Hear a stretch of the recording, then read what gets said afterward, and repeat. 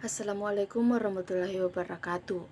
Perkenalkan, nama saya Astrena Anggun dari Prodi Pendidikan Akuntansi kelas B.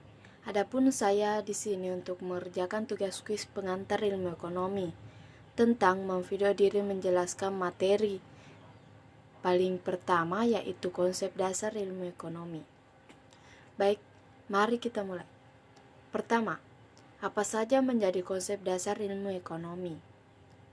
Kata otonomi yang berasal dari bahasa Yunani, yaitu oikonomia, yang terdiri dari kata oikos, berarti rumah tangga, dan nomos berarti aturan. Jadi ekonomia diartikan sebagai aturan atau manajemen dalam rumah tangga. Pemikiran Yunani yang nantinya dikembangkan para ahli untuk mendefinisikan ilmu ekonomi. Berkaitan 4 aspek, yaitu kegiatan ekonomi, prinsip dan motif ekonomi, tindakan ekonomi, dan metodologi ilmu ekonomi. 2. Apa yang Anda ketahui tentang konsep ilmu ekonomi? Ilmu ekonomi bisa memudahkan mendapatkan barang yang diinginkan dengan cara mengatur keuangan secara mandiri. 3. Apa pengertian dan tujuan ilmu ekonomi? Menurut Kamus Besar Bahasa Indonesia, ilmu ekonomi merupakan cabang ilmu yang tertuju pada asas-asas produksi, distribusi, konsumsi, serta berbagai hal yang menyangkut pemakaian barang atau kekayaan. Tujuannya memudahkan mengatur keuangan secara mandiri. 4. Bagaimana pembagian ilmu ekonomi menurut teorinya? Menurut Alfred Westonyer, kajian ilmu ekonomi terbagi menjadi 3 kelompok, yaitu ilmu ekonomi deskriptif, terapan, dan teori ekonomi. Ekonomi teori berupaya menjelaskan pengertian dan hubungan sebab akibat, serta cara kerja sistem perekonomian.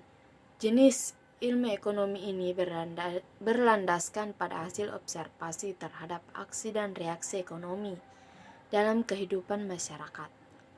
Pada perkembangannya, ilmu ekonomi dibagi menjadi 2 jenis, yaitu teori ekonomi makro dan teori ekonomi mikro.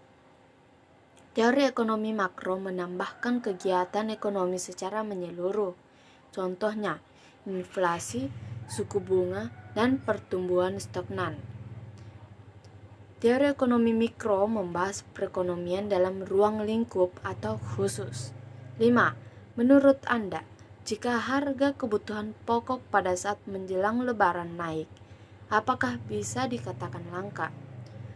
Kebutuhan pokok pada saat menjelang Lebaran naik karena barang tersebut atau kebutuhan pokok banyak yang menginginkannya, dan jika kebutuhan yang kita inginkan sudah habis, itu lebih susah lagi untuk dicari, dan walaupun kita sudah mendapatkan, harganya pun sangat mahal dikarenakan barang itu sudah langka dan susah untuk dicari.